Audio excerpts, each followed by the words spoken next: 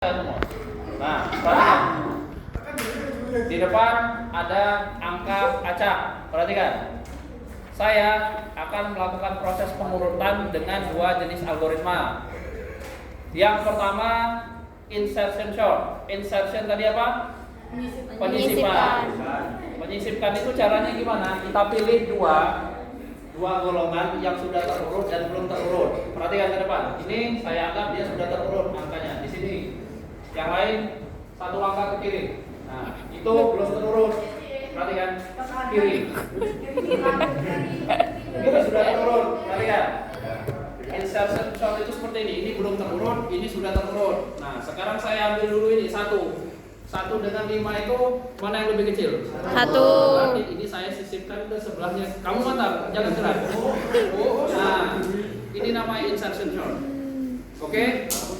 Sekarang yang ini 2 itu apakah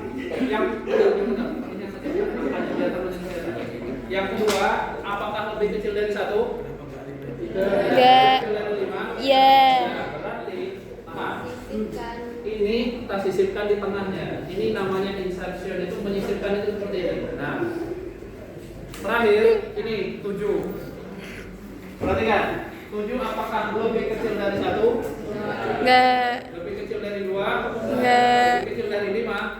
Enggak. Berarti dia kita sisipkan di sini. Inilah algoritma penyisipan atau Insertion sort. Paham sampai di sini? Paham. Oke.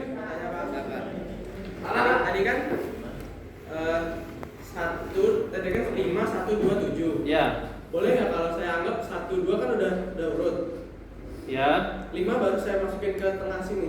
Jadi langsung sekali start doang. Tidak bisa. Komputer dia tidak, pada dasarnya dia tidak bisa mengenali angka ini urut atau tidak. Dia hanya bisa mematuhi urutan perintah yang sudah disediakan. Contohnya ini tadi. Langkah ke ini loh. 4, 5 itu kan sebenarnya sudah urut. Kita bisa mempersingkat langkah ini langsung ke sini, tapi dia tidak bisa. Proses itu dia harus ngecek dulu satu-satu. Itulah bodohnya komputer seperti itu. Di depan ada angka tidak terurut. Saya mau mengurutkan menggunakan algoritma seleksi. Sesuai dengan katanya, artinya kita menyeleksi mana yang paling kecil, itu yang kita urutkan ke depan. Paham? Nah, langkahnya sama, kita pisahkan antara yang belum terurut dan sudah terurut. Suku pertama kita anggap sudah terurut. Nah, 5, 1, 2, 7, mana yang paling kecil? 1. Berarti 1 kita tukar. Bedanya insert itu menyisipkan, ini kita tukar. Nah, paham? Oke.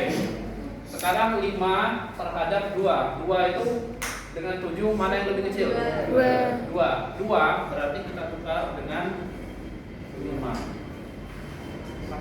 Berarti Rafa Ini mestinya sudah urut ya. Sayangnya komputer itu tidak memahami ini sudah urut atau tidak. Dia tahu itu hanya mematuhi proses urutan langkahnya saja. 5 sama 7 mana yang lebih kecil? 5 berarti tukar lagi. Nah, ini proses yang sebenarnya terjadi pada komputer. Inilah yang disebut dengan proses seleksi. Dia menyeleksi kalian dengan cara, perhatikan ke depan, suara di depan mati. Linear search itu adalah algoritma paling sederhana dengan cara hanya membandingkan saja angka yang mau saya cari dengan angka yang tersedia itu sama atau tidak. Kalau sama berarti sudah ditemukan, kalau tidak berarti belum. Gitu saja. 1 sama 5 ini sama? Tidak. Berarti loncat lagi ke angka selanjutnya. Sama atau tidak? Sama. Proses pencarian berhenti. Paham sampai di sini? Oke. Itu linear search. Paham? 2. Bagaimana jika saya ingin mencari angka 5 tapi menggunakan binary search? Binary search itu sesuai dengan namanya biner, berarti dipecah 2. Jadi 1, 2, 3, 4 kita pecah 2. Geser. Nah, geser sini. Angka 5 ini yang mau saya cari apakah terletak di antara kisaran angka 1 sampai 2? Tidak, berarti balik badan. Balik badan, balik kanan. Balik badan. Nah, berarti ini tidak kita pakai. Pindahnya ke sini. 5 sama 7 apakah berada dalam kisaran 5 dan 7? Berarti ini kita pecah 2 lagi. Itu binary search. Nah, kita pecah 2, kita bandingkan lagi apakah 5 sama dengan 5? Ya, langsung ketemu.